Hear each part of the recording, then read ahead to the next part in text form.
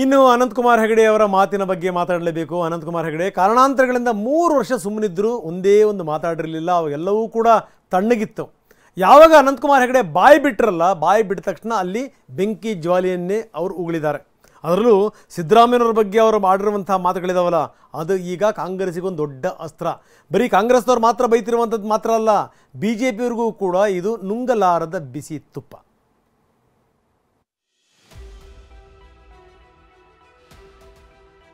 ರಾಮ ಜನ್ಮಭೂಮಿ invitation ಬಂದು, ರಾಮ ಜನ್ಮಭೂಮಿ invitation ನಮಗೆ ಬಂದಿಲ್ಲ, ನೀನ್ ಬರ್ಲಿ ಬಿಡು, ರಾಮ ಜನ್ಮಭೂಮಿಯನ್ನು ನಿಲ್ಲುವುದಿಲ್ಲ ಮಗನೇ. ಅನಂತಕುಮಾರ್ ಹೆಗಡೆ ಕಿಚ್ಚಿನ ಮಾತಿಗೆ ಕೈ ರಣಕಲಿಗಳ ಡಿಚ್ಚಿ. ಸಿದ್ದರಾಮಯ್ಯ ಗುನ್ನ, DCM ವ್ಯಂಗ್ಯ, ಸಚಿವರಿಂದ ತಿರುಗೇಟು. ರಾಜ್ಯ ರಾಜಕೀಯದಲ್ಲಿ ಮಾತಿನ ಯುದ್ಧ ಈಗ ಶುರುವಾಗಿದೆ. ಹೆಜ್ಜೆ ಹೆಜ್ಜೆಗೂ ಎದುರಾಳಿಗಳ ಎದೆ ಚುಚ್ಚುವಂತೆ ಮಾತಿನ ಬಾಣಗಳು ಬಂದಪ್ಪಳಿಸುತ್ತಿವೆ. ರಾಮ ಮಂದಿರ ವಿಚಾರವಾಗಿ ಮಾತನಾಡ್ತಿದ್ದ ಸಂಸದ ಅನಂತಕುಮಾರ್ ಆಡಿದ ಮಾತು ಕಾಂಗ್ರೆಸ್ಸಿಗರನ್ನ ಕೆರಳುವಂತೆ ಮಾಡಿದೆ.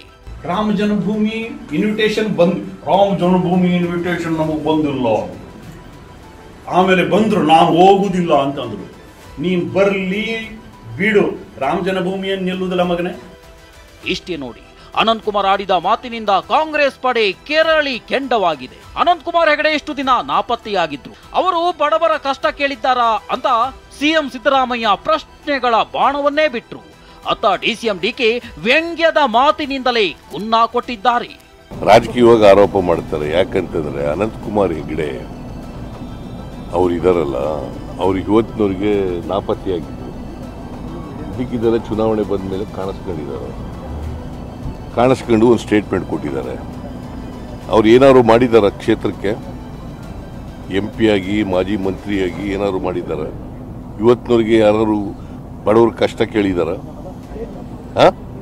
ಕೇಳಿದಾರೇನ್ರಿ? ಅನಂತಕುಮಾರ್ ಹೆಗಡೆ ಐ ಥಿಂಕ್ ಅವ್ರಿಗೆ ಪಾಪ ಅವರ ಮುಖಂಡಗಳೇ ಸ್ವಲ್ಪ ಅವ್ರಿಗೆ they should take care of his health. ಯಾಕೆಂದ್ರೆ ಯಾರು ಮಾನಸಿಕವಾಗಿ ಸ್ಥಿರ ಇರೋರು ಯಾರು ಮಾತಾಡಕ್ ಹೋಗಲ್ಲ. ಬಹುಶಃ ಅವ್ರ ಲೀಡರ್ಗಳೇ ಗೊತ್ತಾಗಿದೆ ಇದು ಮಾತಾಡೋದು ತಪ್ಪು ಅನ್ನೋದು ಗೊತ್ತಾಗಿದೆ. ಅದೊಂದು ಒಳ್ಳೆ ಬೆಳವಣಿಗೆ. ಸೊ ಕೂಡಲೇ ಅವ್ರ ಹೆಲ್ತ್ ಬಗ್ಗೆ ಗಮನ ಕೊಡಿ. ಸಿಎಂ DCM ಅಷ್ಟೇ ಅಲ್ಲ, ಸಚಿವರು, ಮಾಜಿ ಸಚಿವರು ಕೂಡ ಅನಂತಕುಮಾರ್ ಹೆಗಡೆ ವಿರುದ್ಧ ಉರಿದುರಿದು ಬಿದ್ದಿದ್ದಾರೆ. ಅನಂತಕುಮಾರ್ ಹೆಗಡೆ ಹುಚ್ಚ ಅಂತ ಮಧು ಬಂಗಾರಪ್ಪ ಹೇಳಿದ್ರೆ, ಆ ಹುಚ್ಚನ ಬಗ್ಗೆ ಯಾರಾದ್ರೂ ಮಾತನಾಡ್ತಾರಾ ಅಂತ H ಆಂಜನೇಯ ಖಾರವಾಗಿ ಕುಟುಕಿದ್ದಾರೆ. ಕರಾವಳಿ ಭಾಗದಲ್ಲಿ ಅನಂತಕುಮಾರ್ ಅವರಿಗೆ ಒಂಥರ ಏನು ತಲೆ ಕೆಟ್ಟು, ಮೋಸ್ಟ್ಲಿ ನಿಮಗೂ ಅಸಹ್ಯ ಆಗಿರ್ಬೇಕನ್ನ ಅವ್ರದ್ದು ಬಗ್ಗೆ. ಈ ತರ ಹುಚ್ಚು ಸವಾಸನ್ನ BJPಯಲ್ಲಿ ಇಟ್ಕೊಂಡ್ರೆ ನನಗೆ ಅನ್ಸುತ್ತೆ BJPಯಲ್ಲಿ ಇರೋರೆಲ್ಲ ಒಂಥರ ಹುಚ್ಚರ ಸಂತೆ ಅನ್ಸುತ್ತೆ. ಸಾಕಷ್ಟು ಒಬ್ಬೊಬ್ಬರು ಅಲ್ಲಲ್ಲೇ ಹುಡ್ಕೊಂಡಾರೆ ಎಲ್ಲ ಕಡೆನೂ ಕೂಡ. ಈ ಚುನಾವಣೆಗೆ ಬಂದ ತಕ್ಷಣ ಈ ಥರ ಗಬ್ಬೆಬ್ಸ್ತಕ್ಕಂಥದ್ದು, ಸಂವಿಧಾನವನ್ನು ಗಬ್ಬೆಬ್ಸ್ತಕ್ಕಂಥ ಕೆಲಸವನ್ನ ಮಾಡ್ತಾರೆ. ಹೇಳಿ ಅವನ ಹುಚ್ಚ ಅಂತ ಹುಚ್ಚರ ಬಗ್ಗೆ ಯಾರು ಮಾತಾಡ್ತಾರ?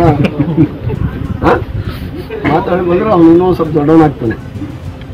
ಅವನು ಬೆಳೆದ ಹಿನ್ನೆಲೆ ಸಂಸ್ಕೃತಿ ಅದಿರಬೇಕು, ಅದರಿಂದ ಆ ರೀತಿಯಾಗಿ ವರ್ತನೆ ಮಾಡ್ತಾನೆ. ನಾವು ಆ ರೀತಿ ಅಲ್ಲ. ಕಾಂಗ್ರೆಸ್ ಆಕ್ರೋಶದ ಜ್ವಾಲೆ ಇಷ್ಟಕ್ಕೆ ನಿಂತಿಲ್ಲ. ಟ್ವೀಟ್ನಲ್ಲೂ ಹೆಗಡೆ ವಿರುದ್ಧ ಕಾಂಗ್ರೆಸ್ ಘಟಕ ಕಿಡಿಕಾರಿದೆ. ಅನಂತಕುಮಾರ್ನಂತಹ ಕ್ರಿಮಿಕೀಟಗಳು ಈ ದೇಶಕ್ಕೆ ಕ್ಯಾನ್ಸರ್ ಅಂತ ತಿರುಗೇಟು ಕೊಟ್ಟಿದ್ದಾರೆ.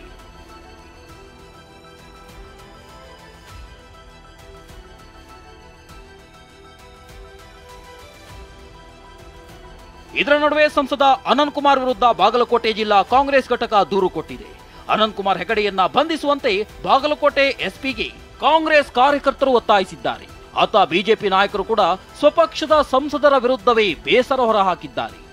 ರಾಜಕಾರಣಿಗಳು ಅಂತ ಹೇಳಿದ್ರೆ ಜನರು ಇವತ್ತು ಬೇಸತ್ತಿದೆ. ರಾಜಕಾರಣಿಗಳು ಅಂತ ಹೇಳಿದ್ರೆ ನಮ್ಮನ್ನ ನೋಡ್ತಕ್ಕಂಥ ದೃಷ್ಟಿಕೋನನೇ ಬದಲಾವಣೆ ಆಗಿದೆ. ಹಾಗಾಗಿ ಯಾರೇ ಇರ್ಬೋದು, ನಮ್ಮ ಹೇಳಿಕೆಗಳು ನಮ್ಮ ಸ್ಥಾನಕ್ಕೆ ಚ್ಯುತಿ ಬರ್ಬೋದು, ಗೌರವ ಕಡಿಮೆ ಆಗಬಾರ್ದು. ನಾವು ಕೊಡ್ತಕ್ಕಂಥ ಒಂದೊಂದು ಹೇಳಿಕೆನೂ ಕೂಡ ಸಮಾಜವು ಕೂಡ ಒಪ್ಕೋಬೇಕು. ನಾನು ಇಷ್ಟು ಮಾತ್ರ ಸಂದರ್ಭದಲ್ಲಿ ಹೇಳ್ತೇನೆ, ಮೊನ್ನೆ ಅನಂತಕುಮಾರ್ ಹೆಗಡೆ ಅವರು ಏನು ಹೇಳಿದ್ದಾರೆ ನಿನ್ನೆ ರಾತ್ರಿ ನಾನು ಗಮನಿಸಿದ್ದೇನೆ. ಯಾಕೆ ನಾನು ಕೂಡ ಪ್ರವಾಸದಲ್ಲಿದ್ದಾಗ ಗಮನಿಸಿದ್ದೇನೆ. ಅವ್ರ ಹತ್ರನೂ ಕೂಡ ಚರ್ಚೆ ಮಾಡ್ತಾರೆ. ಹಿಂದೆ ಮುಂದೆ ನೋಡೋದಿಲ್ಲ. ಆದರೆ ಸಿದ್ದರಾಮಯ್ಯನವರಲ್ಲ, ಅವರು ರಾಜ್ಯದ ಮುಖ್ಯಮಂತ್ರಿ ಸಿದ್ದರಾಮಯ್ಯನವರು. ಅವರೇನೋ ಮಾತಾಡ್ತಾರೆ ಅಂತ ನಾವ್ಯಾಕೆ ಚಿಕ್ಕವರಾಗಬೇಕು? ನಾವು ಚಿಕ್ಕವರಾಗೋದು ಬೇಡ. ಸಿದ್ದರಾಮಯ್ಯನವರು ಅವ್ರು ಎಷ್ಟು ಮಟ್ಟಿಗೆ ಮಾತಾಡ್ತಾರೆ ಏನು ಅನ್ನೋದು ಅವ್ರ ವಿವೇಚನೆ ಬಿಟ್ಟಿದ್ದು. ಅದೇನೇ ಇರಲಿ, ಮಾತು ಆಡಿದ್ರೆ ಹೋಯ್ತು ಮತ್ತು ಒಡೆದ್ರೆ ಹೋಯ್ತು ಅನ್ನೋ ಮಾತಿದೆ. ಅದೇ ರೀತಿ ಲೋಕಸಮರದ ಹೊತ್ತಲೇ ನಾಯಕರ ಬಾಯಿಂದ ಮುತ್ತಿನಂತ ಮಾತುಗಳು ಹೊರಬರಬೇಕು. ಆದ್ರೆ ಎಲುಬಿಲ್ಲದ ನಾಲಿಗೆ ತಾಳ ತಪ್ಪಿದ್ರೆ ಏನೆಲ್ಲ ಆಗಲಿದೆ ಅನ್ನೋದಕ್ಕೆ ಅನಂತಕುಮಾರ್ ಹೆಗಡೆ ಆಡಿರೋ ಮಾತೇ ಸಾಕ್ಷಿ. Bureau report, TV9.